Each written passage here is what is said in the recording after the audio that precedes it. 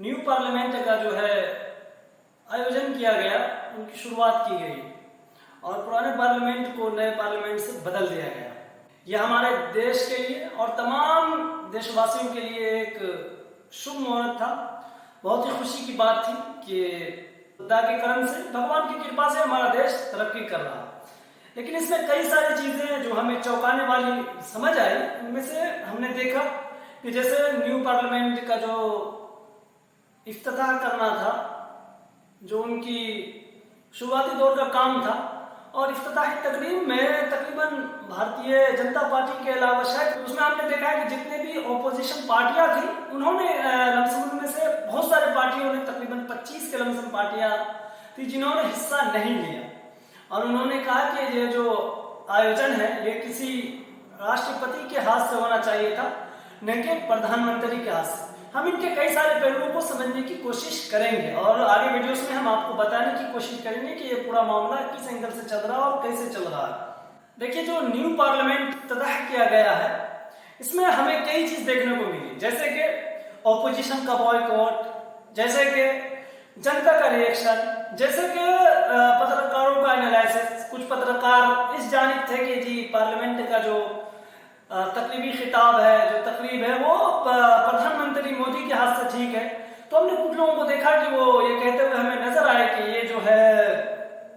प्रधानमंत्री मोदी जी को न करके ये जो है किसी राष्ट्रपति या किसी बड़े पद जो हमारे देश के अंदर है उस पदाधिकारी के माध्यम से करवाना चाहिए। लेकिन क्योंकि भारतीय जनता पार्टी ने ये ठान लिया था और ऐसा लगा कि शायद ये चीज ठीक है उनके लिए, तो उन्होंने फिर इन चीजों को समझने की और समझा करके लोगों को बताने की कोशिश की कि देखिए, पार्लियामेंट का उद्घाटन कोई भी करे, उससे कोई फर्क नहीं पड़ता। बैठना तो जितने भी मेंबर है, मेंबर ऑफ पार्लियामेंट, उसको पार्लियामेंट के अंदर ही बैठना है।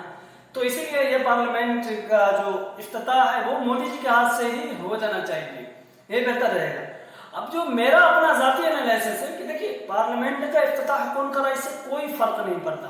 पार्लियामेंट के अंदर जो लोग बैठेंगे वो तो जनता की ही बात करेंगे। आज हमारे देश में और दुनिया भर में आज सबसे आबादी वाला देश हमारा भारत है। 140 करोड़ प्लस की आबादी है हमारी, और उस आबादी के लिए जो 550 से अधिक सीटें हैं, यो तमाम जनता को लेकर के जाते हैं वहां, समझें आप, तो तमाम लोगों की बात रखी जाती। तो ये माने नहीं रखता है कि इफ्तिताह कौन कर रहा है। माने ये रख रहा है कि जो पार्लियामेंट है क्या वो अपने हिसाब से काम कर रहा है या नहीं, जो पार्लियामेंट है वो जनता के लिए काम कर रहा है कि नहीं, जो पार्लियामेंट है वो लोगों की बात सुन रहा है कि नहीं सुन रहा है, जो पार्लियामेंट है वो जुडिशरी को किस एंगल से चला रहा है। तो हमें ये देखने की जरूरत है। अगर कोई मेरा जाती एनालिसिस ले, मुझसे पूछे कि इस पार्लियामेंट के उद्घाटन से क्या आप सहमत हो, तो मैं उनसे कहूंगा कि हाँ, मैं सहमत हूँ। देखिए, आपको इंसान के नजरिए से इख्तलाफ हो सकता है, आपको लोगों के नजरिए से, उनके काम से आपको इख्तलाफ हो सकता है, लेकिन आपको लोगों से इख्तलाफ नहीं होना चाहिए। ये हमारे भारतीय संस्कृति भी है और यही जो वेद है, कुरान है, जितनी भी धार्मिक किताबें हैं, वो हमें इसी चीज का दर्श देता है कि देखिए, आप एक इंसान से आप बिल्कुल भी नफरत नहीं कर सकते, बल्कि आप जो उसका चाल है, चलन है, आप उनसे नफरत कर सकते हैं। देखिए, इन बातों को कहने का ये कारण था कि आज जो सबसे अहम हमें एक मुद्दा देखने को मिला पार्लियामेंट के अंदर, वो हमें यह देखने को मिला कि पार्लियामेंट के अंदर जो है पूजा के साथ साथ कुरान करीम की तिलावत भी की गई। तो बहुत बहुत हम शुक्रगुजार हैं अपने तमाम भारतीय जनता पार्टी के उन लोगों का, और साथ में अपने प्रधानमंत्री नरेंद्र मोदी जी का भी, जिन्होंने हमारे समाज को जोड़ने की कोशिश की और हमारे भारत की एकता को बरकरार रखा। तो इसमें दोस्तों हमने देखा कि कुरान शरीफ की तिलावत की गई और सूरह रहमान के कुछ आयात पढ़े गए, क्योंकि ज्यादा सेरेमनी का टाइम था तो ज्यादा समय था नहीं तो पूरी सूरत पढ़ी जाती। लेकिन जिस सूरत को पढ़ा गया, मैं आपको बताता चलूं कि ये कोई कुरान शरीफ की बहुत ही गनी चुनी सूरत थी, सूरतों में से एक थी। और वैसे तो पूरा कुरान ही इंसानों के लिए हिदायत है, रहगुजारी है, रहबर है, लेकिन जो ये कुरान करीम की ये सूरत थी, सूरह रहमान, जो आयतें पढ़ी गई, उसमें जो उनका तर्जमा था वो ये था कि ये कुरान जो है सच्ची किताब है, लोगों के लिए जो है काम करने का, उनको अपनी जिंदगी गुजारने का सही रीजन है इसके अंदर। फिर कहा कि आप सब एक ही हैं, एक ही इंसान हैं, लोगों के लिए, ह्यूमन राइट्स के लिए, लोगों के भलाई के लिए आप जो भी काम कर सकते हैं करें। और ये हिदायत की किताब है, मतलब इस तरह के उन तमाम चीजों को इस आयत करीमा में बताया गया। लेकिन दोस्तों उन समय से भी जो सबसे अहम थी, जो एक ही आयत बार बार आ रहा था, फबी आला रब्बिकुमा तुकज़्ज़िबान, तो मैं आपको बताता चलूं कि ये वही आयत करीमा है, इसका वही तर्जमा है कि आप अपने ईश्वर की किन किन धनों, किन किन दौलतों, किन किन चीजों का इनकार करेंगे। उर्दू में जो इसका तर्जमा था कि तुम अपने परवरदिगार की कौन कौन सी नियमतों का इनकार करोगे, बिल्कुल झुटलाओगे, मना करोगे। तो इसी तरह से इस आयत में बताया गया कि जो जितनी भी चीजें हैं ये सब के सब भगवान का बनाया हुआ है, ईश्वर खुदा का बनाया हुआ है। तो आप अपने खुदा के नेमतों का इनकार नहीं कर सकते, उसको झुटला नहीं सकते। देखिए जो हमारे देश के अंदर मौजूदा राजनीति चल रही है इसमें बहुत सारी चीजों का हमने देखा है कि अलग अलग तरीके से करने की कोशिश की जा रही है। और इसी में आज, क्योंकि आज हमने देखा है, कई सालों के बाद आज हमने देखा है कि शायद के भारत के मुसलमानों के अंदर थोड़ी सी जो है खुशी की लहर दौड़ी है। वैसे तो मैं हमेशा से इस चीज के ही साथ हूँ कि जो सरकार कर रही है वो बिल्कुल ठीक कर रही है, लेकिन कुछ कुछ मुद्दे हैं जिसको लेकर के सरकार को देखना होगा, समझना होगा कि ये फैसले थोड़ा सा देख करके करें कि एक समाज के ऊपर जो है नजर पड़ती है, एक समाज को दबाने की कोशिश की जा रही है, और वो है निचली समाज, और वो बिलखुसूस मुस्लिम समाज को भारत के अंदर टारगेट किया जाता है। तो प्रधानमंत्री मोदी जी से